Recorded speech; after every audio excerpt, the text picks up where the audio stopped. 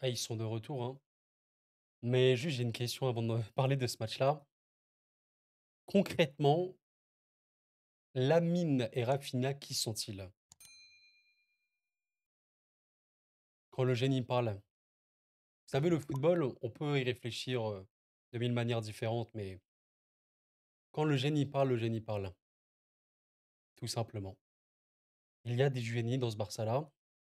Mesdames, messieurs, je suis très heureux de vous retrouver. J'espère que vous allez bien. Petit match comme ça, du milieu de semaine. J'aime beaucoup ce genre de match.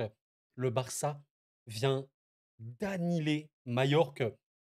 J'ai envie de vous dire que 5-1. Que 5-1. Parce que la vérité, que ce match-là, il se finit avec 8 ou 9 buts côté Barça. Je ne suis pas choqué. Quel match du Barça? Qui? On va en parler. Et la première période du Barça, attention, des choses moins bien, on va en parler. Bien évidemment, c'est très très important. Par contre, le Barça de la seconde période, notamment à partir de la 65e, 70e minute, le niveau n'a plus de sens. Là, vraiment, le niveau n'a plus de sens. Et je vais vous donner quelque chose dans mon analyse. Simplement, regardez, la première période, le Barça a 65% de possession de balles. OK? En seconde, c'est quasiment 50-50. Ce n'est pas anodin du tout. Mais là, oui, je veux, avant de parler du match, la tactique et tout en tant que tel, je veux rendre hommage à Rafinha et à Lamine Yamal, les deux joueurs, les monstres du Barça, les sauveurs, les héros du Barça. J'ai envie de vous dire, c'est qui le meilleur cette saison? Les deux sont à un niveau fou. Lamine a eu une première période qui fut compliquée. Bon, allez, il reste très très jeune. Il revient de blessure à peine. Et bon, on allait voir, mais la seconde mi-temps qui te sort, la seconde période n'a pas de sens. Juste, je rappelle un truc au classement, point classement quand même. On est sur un Barça qui reste premier, toujours avec la crainte de voir le Real Madrid de revenir. Il faut voir un petit peu qu'est-ce qu'ils vont faire contre Bilbao, hein, il me semble. Voilà, très beau match, hein, évidemment. Normalement, on sera là pour le débrief. Très beau match ici. Et vous aurez normalement, je sais plus trop c'est quand, mais il y aura un moment ou un autre le match à rattraper de contre Valence, il me semble, pour le Real Madrid. Mais voilà, ce match-là pour le Barça, ça, il fait vraiment plaisir et ça te rappelle parce qu'on a eu une phase un peu compliquée là pour le Barça. Là, en revoyant la seconde période, je regardais le match tranquillement, j'étais posé, tranquille et là, je voyais, le match du Barça en seconde, j'étais en mode: «Ah, c'est bon, je me souviens pourquoi le Barça cette saison fait flipper à mort». À mort. Oh, je ne sais pas si on se rend compte, mais le match en seconde période, 2 tirs pour Majorque, tirs, voilà, qui n'ont pas de sens, hein, des tirs un peu osef, à part, ici à la 71e, entrée de surface, mais bon, tête, 2 tirs, 13 pour le Barça, 6 tirs cadrés, 5 grosses occasions. On a un total d'XG dans le jeu de 2,5. Il y a le pénalty évidemment qui a été mis. Il y a une production finale de 5 XG quasiment. On appelle ça le rouleau compresseur. Le rouleau compresseur, nous allons parler. Ne vous inquiétez pas de la première période parce que tactiquement et tout, il faudra revenir sur certains points. Je précise une chose, sur le match entier, Majorque a eu 11 hors-jeu. Il y a eu 11 hors-jeu de Majorque. En vrai, le Barça est sûrement l'équipe qui joue le jeu le plus risqué. Ça n'a aucun sens. Tellement c'est risqué, mais ils le font très, très, très, très, très bien. Et voyez, dans ce genre de match, même si la première période fut compliquée, je pense qu'on est à peu près tous d'accord. Si vous avez vu le match, que vous soyez barcelonais, vous soyez madrilène ou autre, le Barça a eu énormément de problèmes de finition en première période. Il y a eu ceci, c'est vrai. D'ailleurs, bon, les stats purs et durs le montrent. Il y a eu 4 grosses occasions pour le Barça en première. C'est beaucoup, c'est vraiment beaucoup. Il y a simplement eu le but de Torres qui a été mis. Terran, que j'ai pas trouvé très pertinent malgré son but. 4 grosses occasions, c'est beaucoup. Malgré le fait que le Barça, il faut le dire, a eu énormément de mal à presser, à contre-presser, même à la perte. J'ai pas trouvé un Barça pertinent à la récupération, même à la conservation ou à la projection. Ça pouvait se mettre beaucoup en danger. Bon, au final, malgré une première période qui, je trouve, était assez bof par rapport au Barça, ben voilà, il y a que 4 tirs côté Mallorca. Alors, c'est des tirs quand même qui peuvent être dangereux. À la fin, il y a eu beaucoup, beaucoup d'hors-jeu, rien qu'en première période. On parle de 6 hors-jeu, hein. Première période pour Mallorca. C'est le jeu du Barça. J'ai envie de vous dire, en fait, pour moi, il y a pas de mal à garder ce piège du hors-jeu-là. Il y a pas de problème. On sait qu'ils le font et c'est largement l'équipe en Europe qui le fait le plus, mais vraiment de très, très, très loin. Il y a pas de problème. Cependant, on voit souvent les joueurs du Barça lever la main. Ouais, il y a hors-jeu, il y a hors-jeu. Fais ton effort. fais ton retour, continue de presser, parce que tu sais jamais. Tu sais jamais et voilà le but de Mouriki, pour Majorque, bon il arrive sur ce genre d'action, c'est de la rigueur tactique. En première période, on sentait peut-être un Barça qui, je vais pas dire en voulait moins, mais par rapport au Barça de ce qu'on voyait depuis le début de saison, moins d'envie, je sais pas si c'est vraiment l'envie, mais en tout cas moins d'efforts. Ça, c'est clair et net. Il y avait moins d'efforts pour le Barça en première. Le Barcelonais que je peux vraiment, vraiment, vraiment retirer, même en première, c'est Rafinha en vrai, hein, parce que bon, Rafinha, il est à un niveau. Moi, je vous avoue, c'est un coup de cœur. Putain, mais Rafinha, les gars, je suis désolé. Je suis désolé, mais là, parlons juste du joueur en tant que tel. Mais est-ce que vous vous souvenez, c'était quoi Rafinha sous Xavi? Sans manquer de respect à la légende Xavi, mais il y a eu une transformation. Et en fait, on se rend compte d'une chose, Rafinha est un formidable joueur de transition rapide. Rafinha, pour avaler les espaces, pour prendre la profondeur et pour terminer dans les zones de vérité, ah, c'est le summum, hein. Ah, c'est le summum. Là, les gars, ça fait flipper. Honnêtement, on le voit en seconde, hein. C'est quoi cette masterclass? Quelle est cette masterclass? Enfin, il y a pas d'autre mot, hein. Le pire, c'est pour vous montrer à quel point c'est chaud. Le joueur a créé quatre occasions par la passe, qui est vraiment beaucoup. Il a raté seulement 2 passes. Il a eu un taux que j'ai forcément extrêmement élevé, une qualité de tir cadré très, très élevée. Il a tiré, cadré ses 4 frappes, 4 tirs, 4 buts, 4 buts, 4 tirs cadrés, quoi. C'est un gros coup de cœur et c'est largement, largement, largement, ouais, maintenant un des meilleurs joueurs du monde. En vrai, il rentre dans le débat du potentiel ballon d'or en fin de saison. Je sais même plus, c'est quoi ses stats, buts et tout, mais ouais, il est délirant. Bon, j'ai revu ses stats purs et durs de buts et passes D. Bon, ai-je besoin de développer? C'est une bêtise, voilà, c'est une bêtise, c'est énorme. Mais évidemment, un génie en cache un autre, comme on l'a montré en début de vidéo, Neymar, Messi sont des génies du football. Bon, Messi, dans un autre monde encore plus. Un génie en cache un autre, évidemment, Lamine. Lamine, c'est moi, je suis toujours ébloui, je suis toujours, surpris parce que Lamine alors au niveau de sa frappe et tout, ça a clairement pas été le meilleur match, il a cadré qu'une seule frappe, bon, mais par contre, la première fut compliquée, la seconde au niveau des efforts et en fait, au niveau de l'apport du joueur. En fait, Lamine Yamal, moi, je vous explique ce qui me fait flipper, c'est que à son prime, honnêtement, je ne sais pas qui va arrêter ce mec. Je ne sais pas qui au monde va arrêter Lamine Yamal. Parce que ce gars-là, en gardant de la constance, en progressant, parce qu'il est très jeune, il va progresser, en ne se blessant pas, sincèrement, je ne sais pas s'il va exister un joueur capable d'arrêter ce mec. Parce que le mot génie est faible pour décrire à quel point sa vision de jeu, je vais pas dire elle est au niveau de Messi ou je sais pas quoi, parce que Messi c'était Messi, mais notamment la passe qu'il te claque. Mais, mais ça, c'est banal. Pour Lamine, ceci est banal. À l'aide, s'il vous plaît.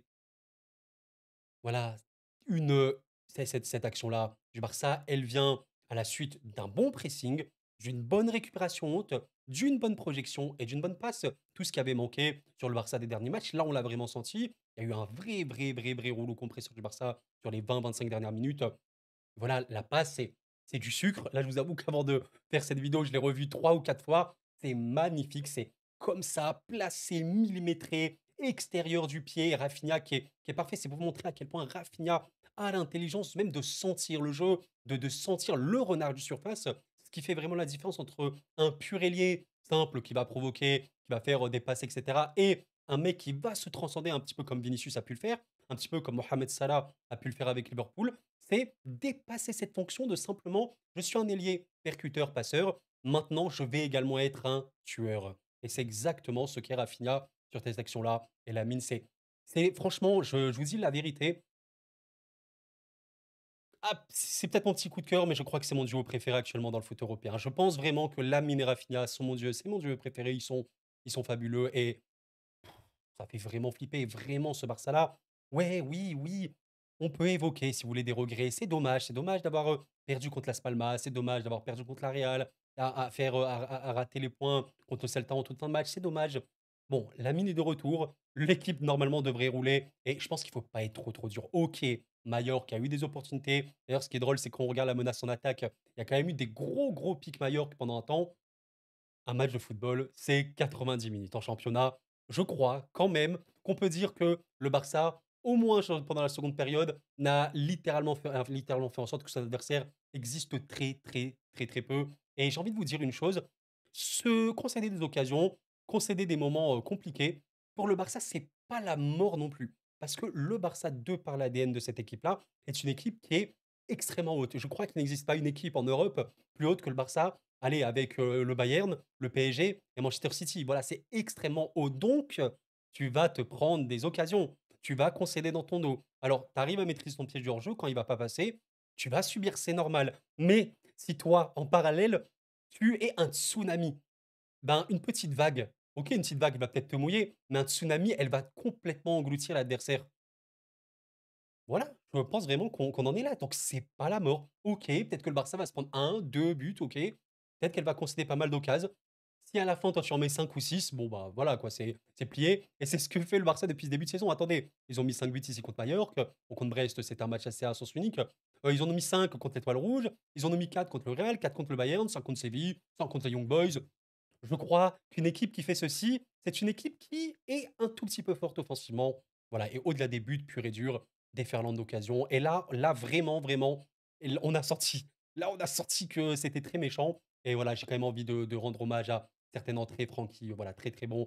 On sait que ce joueur-là, de par sa polyvalence, de par son intelligence, peut être très très fort dans ce Barça-là. Il aura été crucial en très très très peu de temps. Pau Victor aura marqué d'ailleurs, ça c'est vraiment cool pour lui. Et voilà, globalement, j'ai envie de vous dire qu'en première période, je vais même pas en ressortir un ou 2 joueurs plus ou moins mauvais. Alors OK, j'ai pas trouvé Koundé le plus pertinent. Ferran, de mémoire, Ferran, malgré son but, je l'ai pas trouvé très OK, mais c'est un collectif en tant que tel. Considérez une chose, c'est que si le Barça subit des occasions, c'est pas la faute individuellement d'un seul ou 2 joueurs. Si vous avez un bloc complètement coupé en 2, c'est que vous n'avez pas un pressing adéquat, vous n'avez pas le bon pressing, le bon tempo du match et qu'il faut restabiliser ça tranquillement. C'est ce qui fait la force des giga équipes. Tu fais un pressing uniforme, tout le monde, littéralement tout le monde, de la meilleure des manières. Rafinha, bah, le fait exceptionnellement bien depuis ce début de saison. Lamine, bon, c'était un peu compliqué en première, mais sinon, depuis le début de saison, c'est énorme, énorme, énorme le soutien qu'il a pour la défense de son équipe. Voilà, et après, bah, même si tu galères un petit peu, même si tu rates de la finition, bah, t'as les meilleurs, tu parmi les meilleurs joueurs du monde. Enfin là, c'est moi, je suis halluciné par même, vous voyez, Olmo. Olmo n'a pas fait le match du siècle. Je vous laisse imaginer un Olmo qui est bon. Enfin, cette équipe fait vraiment peur et vraiment, je me mets à la place d'un Barcelonais, c'est normal d'avoir un peu la haine, entre guillemets, le seum des matchs perdus, mais voilà, c'est pas terminé, la Liga sera longue. Je rappelle quand même que à un moment, il faudra en parler. Alors, je sais même plus c'est quand, c'est quoi, c'est en toute fin de saison? C'est en toute fin de saison, c'est le 11 mai, waouh, c'est vraiment le 11 mai. Il y a le Barça Real au pire, si jamais il reste 2-3 points d'écart entre les deux, bon, bah, il y aura ce match-là qui sera ultra décisif. Mais voilà, maintenant pour conclure ouais, sur cette vidéo, bon, le Barça a remontré pourquoi c'était une équipe flippante. On a enfin revu les préceptes du Barça qui fait que c'est une immense équipe. Je pense qu'il ne faut pas non plus être trop sévère, comme j'ai dit. Le piège du hors-jeu fonctionne très bien. Si jamais il ne passe pas, ben c'est l'importance de contre-presser, même de presser tout court, vraiment d'être très, très, très intense sur le porteur. Et voilà, c'est le jeu du Barça. Il y aura des occasions subies, il y aura des occasions concédées. Il faut l'accepter. Si toi, à la fin, tu mets beaucoup plus de buts que ton adversaire, tu gagneras. Et je rappelle que Hansi Flick, coach qui était au Bayern, qui a remporté le sextuplé un peu historique et légendaire, c'était la philosophie et la mentalité du Bayern. Tu pouvais nous mettre 2-3 buts par match si tu veux. Non, on va t'en mettre 7 ou 8. Je crois que vous vous souvenez bien du certain Barça-Bayern, lui 2, c'est la philosophie de ce coach-là. Tout, tout, tout, tout pour générer des occasions, tout pour faire beaucoup de mal. Et à la fin du match, bah, je suis désolé, quelqu'un qui n'a pas vu le match du tout et il regarde juste les stats papier, il comprend que le Barça a roulé à la fin du match. Un match, c'est pas 45 minutes, c'est 2 périodes complètes. Et voilà mes chers amis pour ce débrief de Mallorca-Barça. Quel plaisir d'avoir eu ce match-là comme ça, mardi, tranquillement. Demain, on a le Real. N'hésitez pas à laisser un petit like pour me soutenir, ça m'aide énormément. Faites-moi vos retours concernant un petit peu les saisons de ces deux clubs, le Barça, le Real. Il y a la course au Ballon d'Or, elle va être une. Moi, en vrai de vrai, pour conclure un peu, si on parle un peu des meilleurs joueurs du monde, Rafinha, je vais pas dire, allez, il est ultra bien parti pour le Ballon d'Or parce qu'il y a de la concurrence, notamment au niveau de l'Angleterre avec Salah, forcément. Mais Rafinha, actuellement, il fait une saison Ballon d'Or, totalement, totalement. Allez, il est quoi, top 3, top 2? Bah, il est énorme. Et en fait, j'aime trop les évolutions comme ça. Rappelez-vous de ce qu'il était avec Xavi, sous-utilisé, sous-exploité. Là, il fait peur. Rafinha fait peur sur un terrain. Tu sais qu'il va te mettre à mal. Voilà, c'est formidable. Merci le football pour ça, merci pour ces génies-là et c'est beau quand même et Rafinha, heu, 27 ans quand même, 27 ans. Ah, il a plus 22 ans. c'est cool de le voir, voilà, comme ça. Maintenant, il a une année un peu prime et c'est beau et ça arrange vraiment le Barça et on espère, que le Real va bien répondre également pour qu'on ait une course au titre, magnifique jusqu'au bout. Merci d'avoir suivi la vidéo les amis, c'était Koro, prenez soin de vous et à la paix sur vous.